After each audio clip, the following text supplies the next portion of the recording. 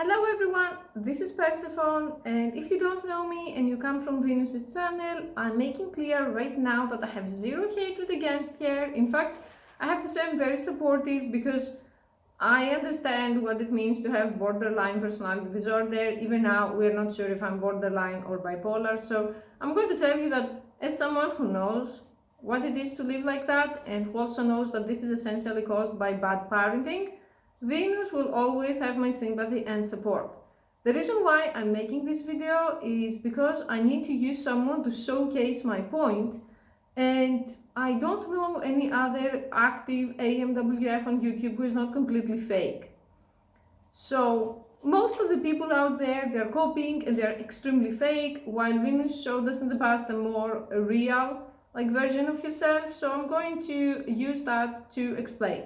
Please bear with me. There is no hatred, no racist, and I really wish her the best, okay?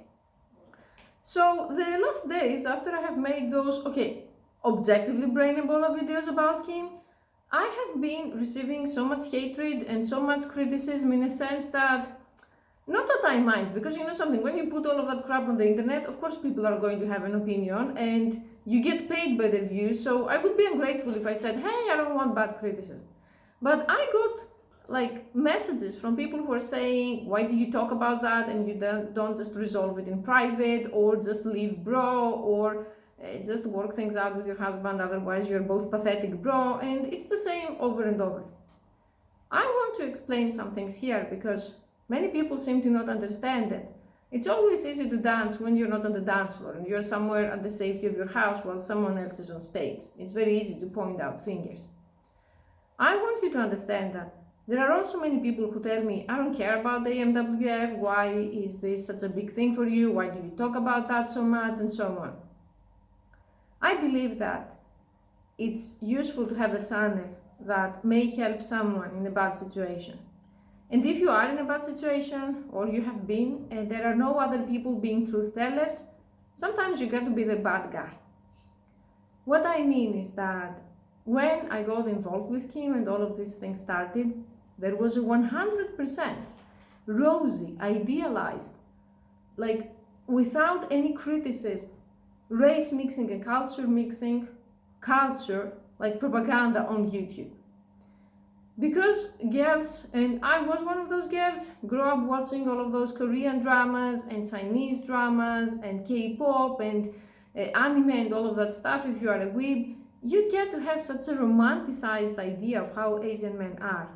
And I'm not saying that some of them are not, or that all Asians are bad or something like that, but in reality it's extremely challenging to be in an interracial, international, intercultural relationship.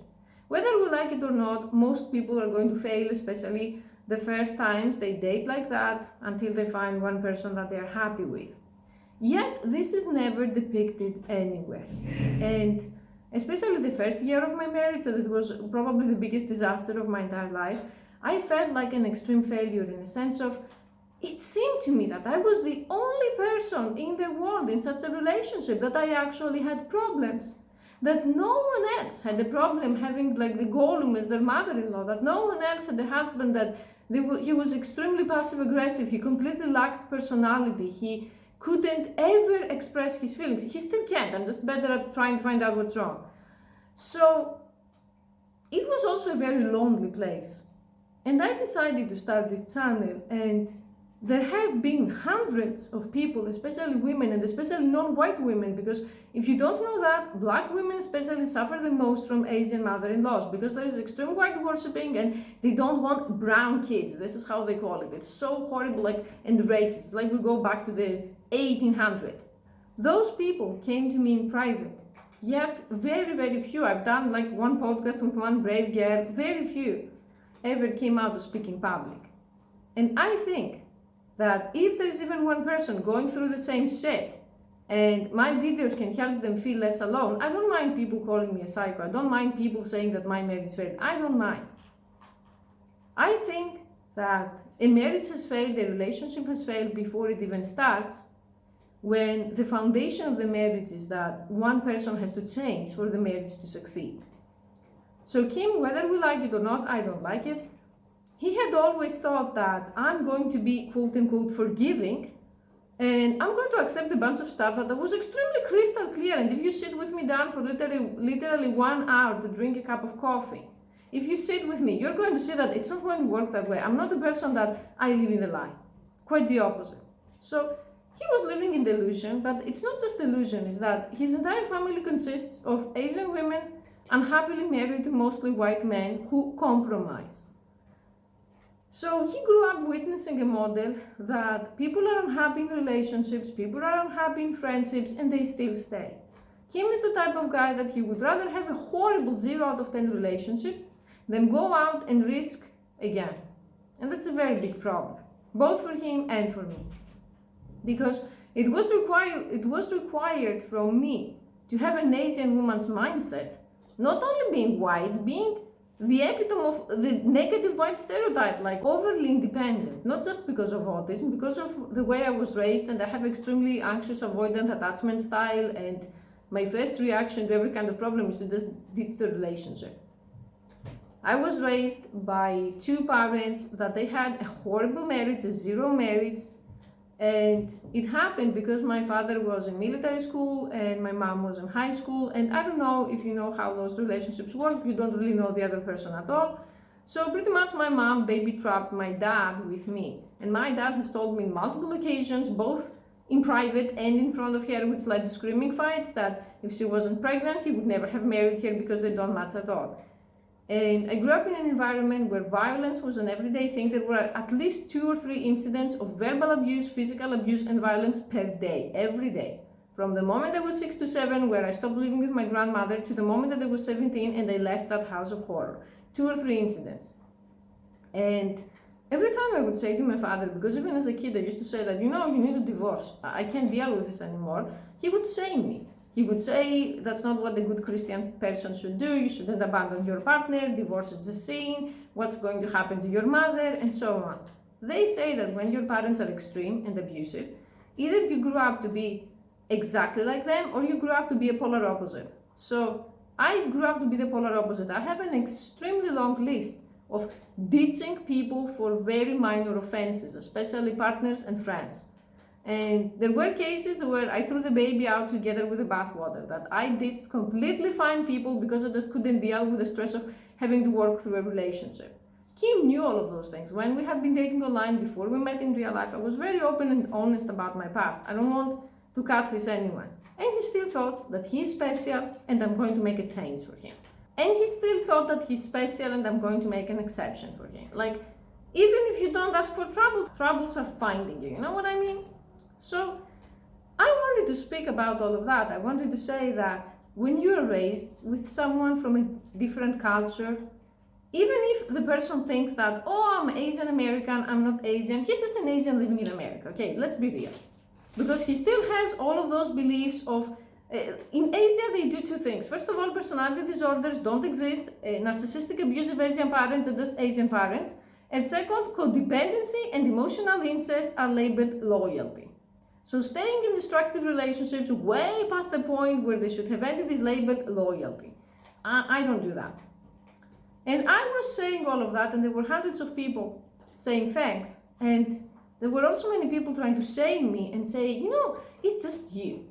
No one else has those problems. Look at all of the other happy AMWF couples. Look at how happy they are, and look at yourself. You're just weird, you're just a psycho, you're just someone with Asperger's who can't do relationships, you know, the autist person, like that person, and people like, see you know, rolling their eyes off the autistic person, what can they do? You're just an internet slut, all of that stuff. The thing is, and this is where Venus gets into the video, there are many people who are failing, guys. They just deal with it by not dealing with it, by not talking about it. I mean, I'm not going to force anyone to have my standards when it comes to privacy, which is pretty much no privacy and oversharing atrocious things and getting paid to do it, okay? I'm not. It's up to Venus how much she wants to share. But the thing is, Manaki Senpai disappeared. His Instagram is gone. His videos with her are gone. And there is so much gossip. If you go at all of those gossiping sites, like the Pretty Ugly Little Liars, where they just talk trash about beauty YouTubers because they're better than them, there is so much speculation, and she hasn't come out to give any answer. And I don't know if she ever will. Again, it's her privacy, I'm not saying she should. What I'm saying is that if the message is ugly, you shouldn't be shooting the messenger. Okay. I don't think I'm better than any person. Probably my marriage is more horrible than most marriages, AMWF or not.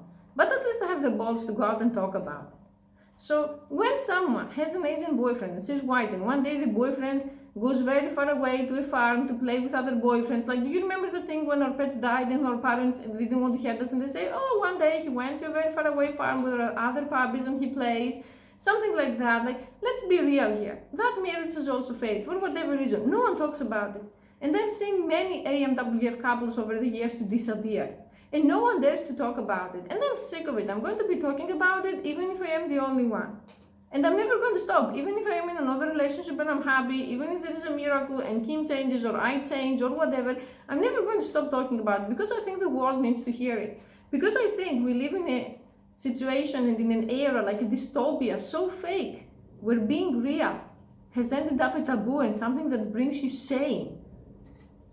I don't believe that all Asians are bad people. If I believe that, I would be hardcore white supremacist, and I would do that because you know who I am. I go for what I support in a very hardcore way. Like, I legit don't care about 95% of the stuff neurotypical people care, but for the other 5%, I'm putting my life on the line for the other 5%.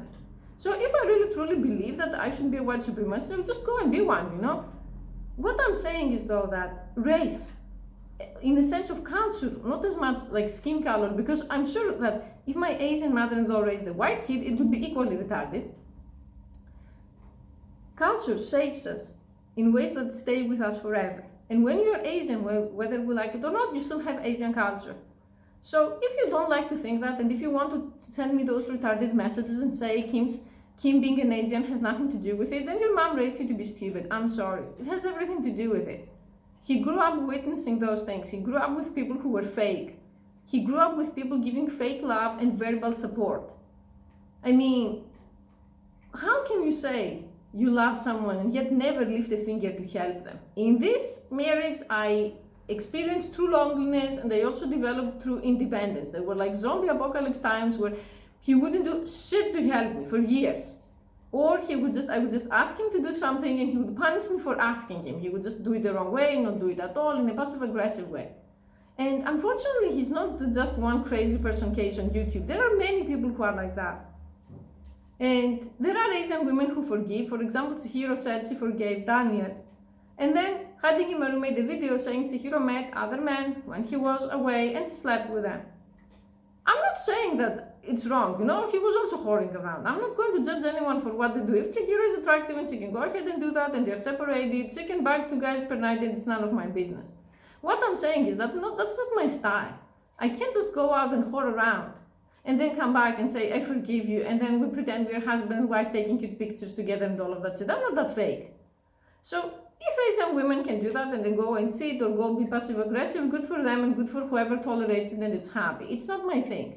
And I'm always the white, super weird person in the middle of this situation, and it sucks. So can you please, like, don't send me this nonsense about, oh, but forgive, oh, but he had a bad childhood, and all that. I also had a bad childhood. I can tell stories that you won't be able to sleep at night. I'm not going to get my mental illness or my past abuse or my Asperger's syndrome out there to beg for support and pity. I could have done that, and I can beat a lot of people in a misery contest. I'm not going to do that. I'm not here to give handouts, and I'm not here to receive handouts. I'm here to tell you that even if your life sucked, even if there are things you can never get over, you can turn things around. That's what I try to do. There are things that I will never get over. I'm always going to be vengeful. I'm always going to be forgiving until those people are dead. And even then, maybe I will still not forgive them. But that doesn't mean that my identity starts there and ends there. So if you have something to say, and you're watching Venus Angelic, or you watch a bunch of YouTubers that their boyfriends disappeared, their Asian story disappears, and one day they return back to their country, then they lie about it, how about you go over there and ask to this person, what happened? Where is Managi Senpai? Or what happened and you're back to your country? Because there are so many liars. For example, Canada did some. I usually don't use the word liar, it's a strong word, but she is a liar. She is a liar. She couldn't make it in Japan, and most of the information she gives on her channel about Japan is false. So, I'm telling you that. Am I truly the only one who is the freak here? Or maybe I'm the only one in the freak show who's not nude? Just some food for thought. Because it's very, very easy to say it's just you. And you know something, if it's just me, and everyone else is so happy, well, good for them. I don't want anyone to go through what I went through, that I almost got human trafficked by that monster, my mother-in-law. I don't make those videos to promote racism. I have a sub who is not white, who is mixed, and recently asked me, like when he first approached me, he asked me, and he said, is it okay that I'm not white? And I was thinking, isn't that something that you ask to a like borderline racist person? Why am I being asked that? And I realized that I have crossed the line too much, and I start to come off as a horrible racist. And my intention to make those videos, although from time to time I do derail when I make one and I'm upset, I admit that, my intention isn't to promote racism. My intention is, I just want to show something as it really is. So if you truly love an Asian guy, to be prepared for the rocky road, that you're going to have to be the superhero in the relationship, not the functioning partner, the superhero. If you love your Asian guy, I don't know what to say, I'm sorry. Okay, good luck. That's all I'm going to say, good luck. Let's pray for a miracle together. Anyway, what I'm saying is that I believe that a relationship or anything, a goal, can succeed if you are prepared about the real difficulties in life and not if you live in fairyland or Disneyland or stupidity land. So, most likely if you are a foreigner, your Asian mother-in-law isn't going to be too thrilled about you. Or, if you are like me, she would wish to see you in a body bag. It depends. Isn't it better to know that, instead of trying to be an extreme people pleaser, scrubbing toilets, or just freaking out, or just ending the relationship? If you're with an Asian guy, be prepared to develop your own hobbies, because he's not going to have much of a personality. He's not going to have much of anything, actually. Also, he's going to be plagued by mental illness because, like I said, narcissistic parents, Asian parents are tiger parents. Usually they place grades together with a child's self-worth. So probably the man that you're in love learned that unless he's doing, he's unworthy. Like that if he's bringing good grades, if he's bringing money, he's worthy. And if he's not bringing, he's unworthy. That's what narcissistic parents do. They don't love a child just because it is their child. It has to be the best child, it has to be the best athlete, or it has to bring the best grades, or he has to be the best, like with the most money when he's married, and so on. And that leaves very deep emotional wounds. I was also a child of narcissistic parents, and that shit is always with you. So you have to be prepared about all of that and not live in your own personal Korean drama, because I saw a statistic that I'm going to list under this video, and I don't make any money to promote it, that 80% of Korean men abuse their girlfriends and their wives. And I'm talking about both physical abuse and mental abuse. And there's a person who was also almost humanly trafficked. I'm part of those sad statistics. And I'm saying this to bring awareness. If you know the red flags of an abusive relationship, you can get help, you can speak out, you can help the other person if they want help. So if you don't like reality, we live in a very bad world. Like I said, we live in a dog-eating dog world, and I'm making this channel for those who want to protect themselves. If you want to live the dream, ST Dam is right there. She's showing an amazingly perfect life. She lives in Tralaland. She goes to Disney too because she's a Disney princess. So go over there, please, and live your fantasy vicariously through her life. Because my life isn't perfect, and I'm not perfect, and I'm here to help those who want to help themselves. Thank you for watching.